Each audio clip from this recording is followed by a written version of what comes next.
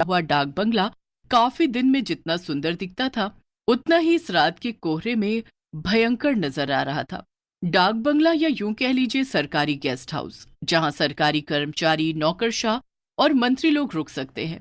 उस रात मनमोहन अपनी बीवी अनु, बेटे रवि और बेटी जीविका के साथ वहां रुकने आया होता है। वो एक आम आदमी होता है, इसलिए भुगतान भरकर वो वहां ठहरता है। अब कोई गेस्ट हाउस नजर ही नहीं आ रहा है मुझे, इसीलिए यहाँ आना पड़ा। माफ करना रवि बेटा। क्या पापा, अब भी ये डाक बंगला कितना खौफनाक नजर आ रहा है। इसमें हम अगले 2 दिन कैसे बिताएंगे? रवि बेटा, कॉलेज का लास्ट ईयर चल रहा है तुम्हारा, इतने बड़े हो गए हो फिर भी इतना डरते हो। अब हम भी क्या करें। अगले 2 दिनों तक इस गांव से बाहर मौसम खराब होने की आशंका है, और साथ ही भूकंप आने की भी। अरे मेरे डरपोक भाई, तुम कब सुधरोगे। अरे उल्टा इस डाक बंगले की खूबसूरती को देखो ना, यहाँ की शांति में कितना सुकून है। उफ। चुप रहो जीविका। वो चारों अपने अपने कमरों में आराम करने चले जाते हैं।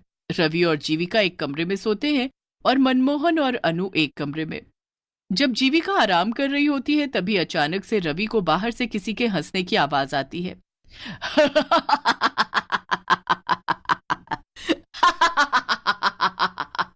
मेरे पास आओ, आओ, आओ मेरे पास, आओ।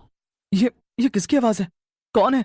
रवि के पसीने छूटने लगते हैं और वो बालकनी में जाता है।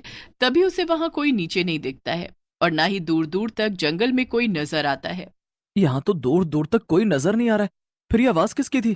भू! जीविका, तुम पागल हो क्या? ऐसे कोई करता है क्या?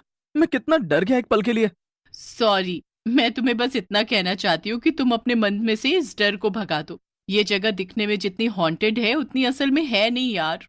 थोड़ी देर बाद वो चारों खाना खाने नीचे आते हैं। तभी एक बूढ़ी काकी उन्हें खाना परोसती है। मैं झूठ क्यों बोलूंगा? मैं सच कह रहा हूँ। ये डाक बंगला सही नहीं है। मैंने अपने कानों से उस औरत की आवाज सुनी है। चुप करो यार भाई, मैं भी वहीं थी, तुम भी वहीं थे, तो उस औरत की आवाज सिर्फ तुम्हें ही क्यों सुनाई दी। मेरे कानों में क्या हड़ताल हो गई थी, हाँ? शट अप जीविका। हाँ बेटा, इतना मत घबराओ। लेकिन पापा।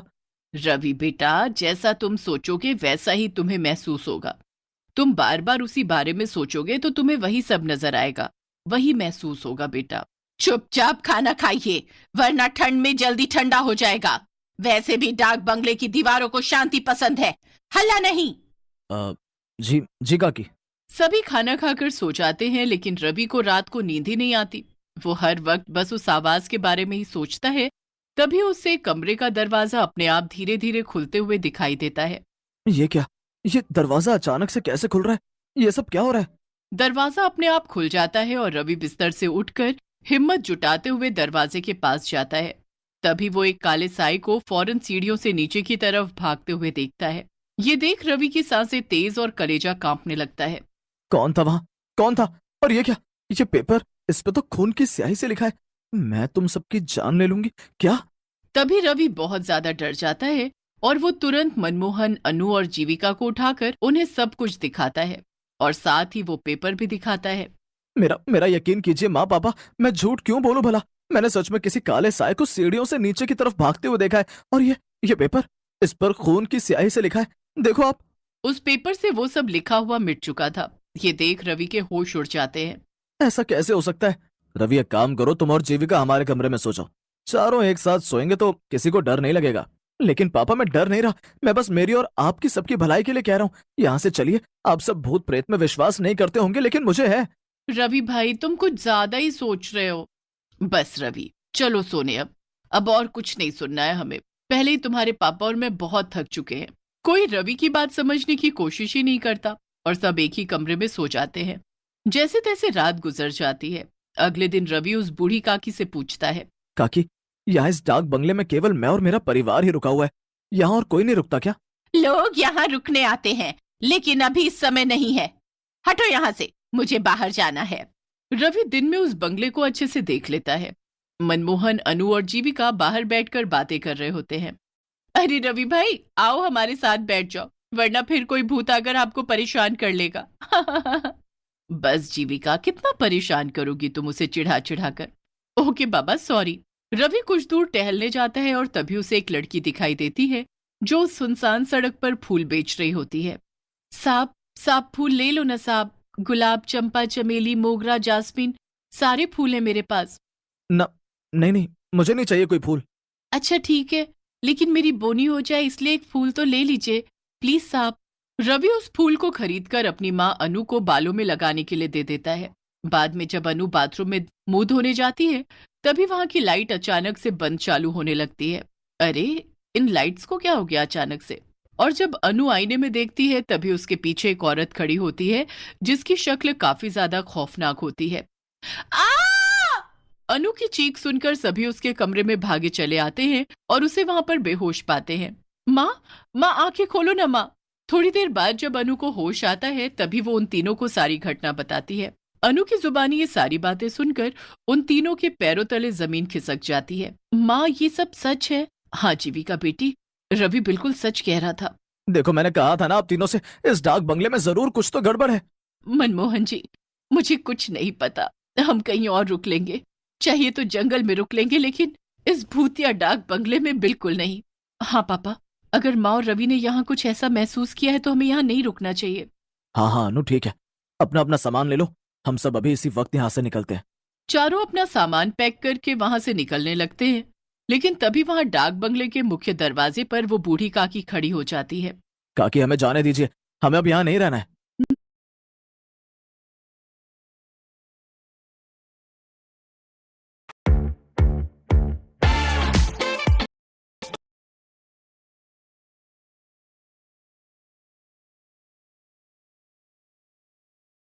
यहाँ नहीं रहना है। नहीं कहा ना, एक बार जब कोई इस डाक बंगले में आ जाता है तो वो फिर से वापस नहीं जा पाता। नहीं, आप हमें यहाँ जबरदस्ती रुकने के लिए नहीं कह सकती काकी, हमें जाने दीजिए प्लीज। मतलब ये कि तुम सब अब हमेशा हमेशा के लिए यहीं पर रहोगे, इंसान बनकर नहीं बल्कि भूत बनकर। उतने में अचानक से वो बूढ़ी काकी अपने भूतिया रूप में बदल जाती है और वहां आसपास सभी भूत इकट्ठे हो जाते हैं। ये सब देखकर चारों की रूह कांप उठती है और रोंगटे खड़े हो जाते हैं। नहीं, बचाओ! वो चारों भागने की कोशिश करते हैं लेकिन उनके पैर नहीं हिल पाते हैं और वो जमीन से चिपक कर रह जाते हैं। नहीं, हमने यहाँ रुककर बहुत बड़ी गलती कर दी, हमें यहाँ रुकना ही नहीं चाहिए था। बचाओ! ये हमारे पैरों को क्या हो गया, ये हिल क्यों नहीं रहे? हमें बख्श दो, हमें जाने दो यहाँ से, जाने दो, हमें जाने दो। नहीं, कहा था ना मैंने। अब तुम सबका अंत है, तुम सब भी हम भूतों की बिरादरी में शामिल हो जाओगे आज। ये तो वही फूल वाली लड़की है। यही तो इस डाक बंगले का नियम है, एक बार जो यहाँ पर आया वो वापस जिंदा नहीं लौट पाता, उसे तो मरना ही पड़ता है। ये सब मैंने शुरू किया था, क्योंकि कई सालों पहले इसी डाक बंगले में काम करते करते एक गेस्ट ने मेरी जान ली थी, क्योंकि मैंने उसे सोने की तस्करी करते हुए पकड़ लिया था और मैं उसका जुर्म पुलिस को बताऊं, इस डर के कारण उसने मुझे मार दिया, क्योंकि सभी इंसान ऐसे ही होते हैं, मतलबी और बुरे। सारे भूत अब उन चारों के पास आने लगते हैं और चारों काफी ज्यादा घबरा जाते हैं, लेकिन तभी हम यहाँ से भाग तो नहीं सकते, लेकिन अपने मुंह से भगवान को याद तो कर सकते हैं। माँ, पापा, जीविका, हनुमान जी ही अब हमें बचा सकते हैं। वो चारों एक साथ हनुमान चालीसा बोलना शुरू कर देते हैं। जय हनुमान ज्ञान गुण सागर, जय कपीस तिहु लोक उजागर, रामदूत अतुलित बलधामा, अंजनी पुत्र पवन सुत नामा। बंद करो, बंद करो। हनुमान चालीसा सुनकर सभी भूतों के कानों से खून निकलने लगता है और सभी एक के बाद एक खत्म होने लगते हैं, जिसके बाद चारों उनकी कैद से आजाद हो जाते हैं और वहां से निकल जाते हैं।